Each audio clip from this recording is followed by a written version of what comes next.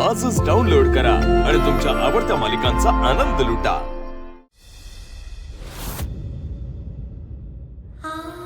कमी रडू नकोस, तू शांत हो। हे बघ, काही ना काही होईल। अगं या कॉलेजमध्ये नाही तर दुसरीकडे मिळेल तुला ऍडमिशन। रडू नको ग। ए कमळे,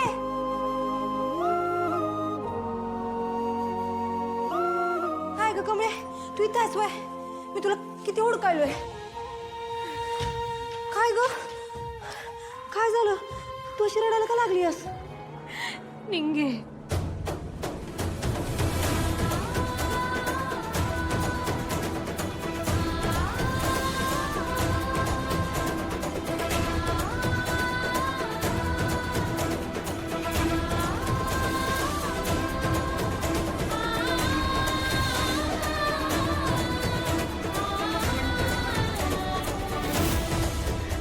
अरे देवा, आता हे बघा, तुम्ही दोघी शांत व्हा। काही ना काही होईल। मी बघते काय करता येईल, ठीक आहे? पण प्लीज रडू नका।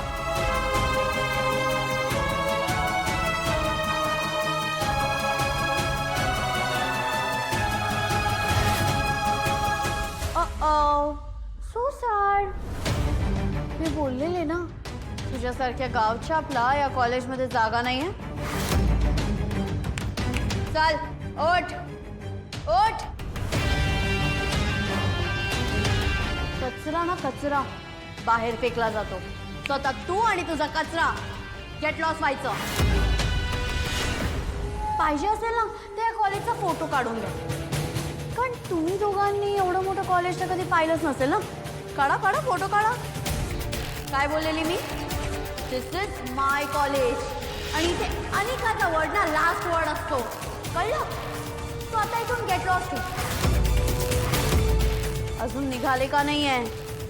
अजून इन्सल्ट करून घ्यायचा आहे? हा, इन्सल्ट करायचा आहे। माझा चष्मा दे। चष्मा चष्मा काय तुला? का काय तुला तुझ्या मैत्रिणीला रडताना बघायचंय? बघ बघ बघ। अरे पण बघता तर येतच नसेल, येत नाही ना बघता चष्म्याशिवाय? घे चष्मा दे ग।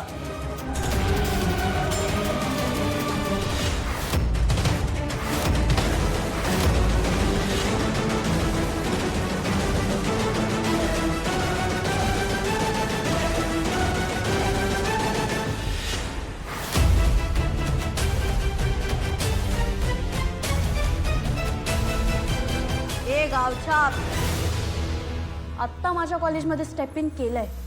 इथून पुढे ना पाऊल ठेवण्याचं पण इमॅजिनेशन नको करू, नाही तर धक्के मारून बाहेर काढीन। चल गेट लॉस्ट, आउट आउट।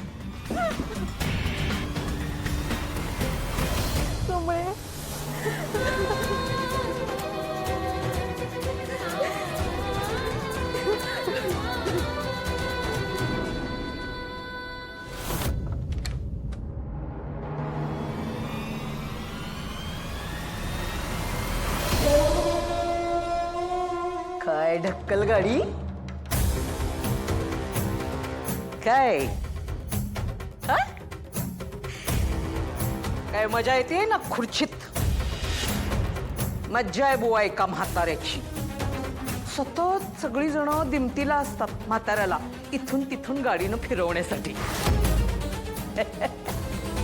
हे पण फिरवलं असतं रे तुला, पण खरं सांगू का, आज ना मला जरा एका पार्टीला जायचंय म्हणून। काय रे, मी आतमध्ये आल्यानंतर एवढा दचकलास का? काय म्हणजे स्वप्नात सुद्धा तुला मीच दिसते की काय?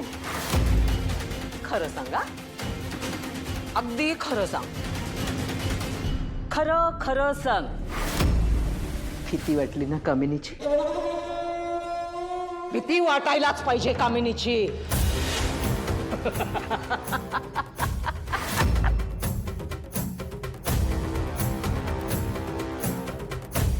खरं सांगू का, आता ना मला तुझ्याशी भांडायची नडायची काय मज्जाच येत नाही रे।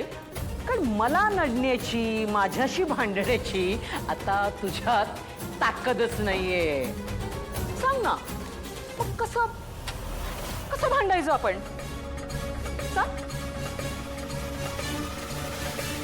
ए म्हाताऱ्या,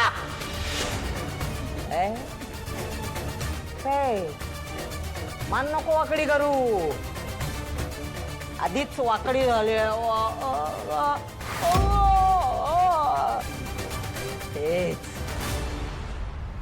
हेच बघायचंय मला तुम्हा सगळ्यांच्या डोळ्यात.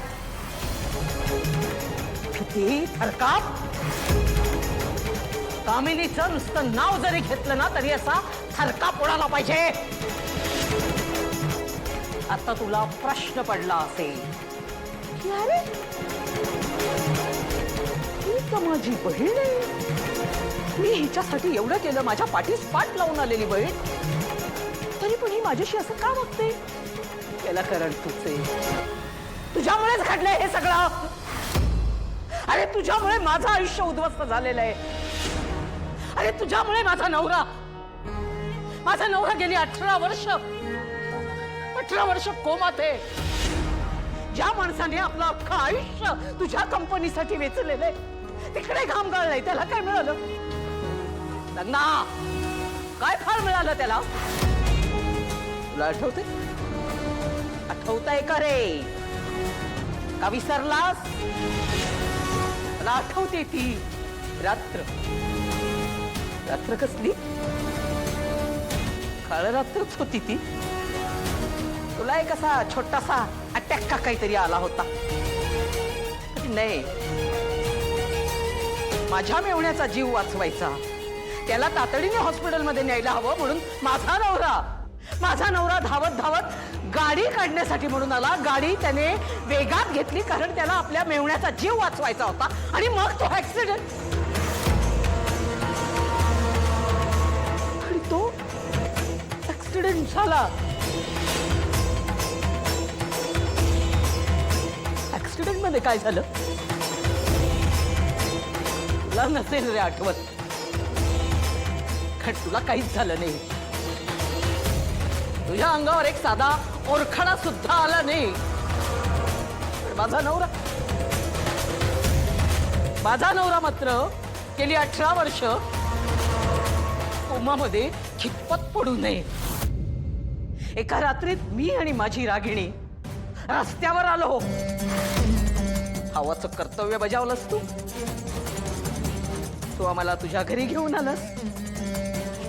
तेव्हा मी बघितलं की अरे माझा भाऊ तर कुबेर झालाय, कुबेर. मी श्रीमंती बघितली आणि त्याच क्षणी ठरवलं की हे सगळं माझ्या लेकीला रागिणीला हवाच. लागला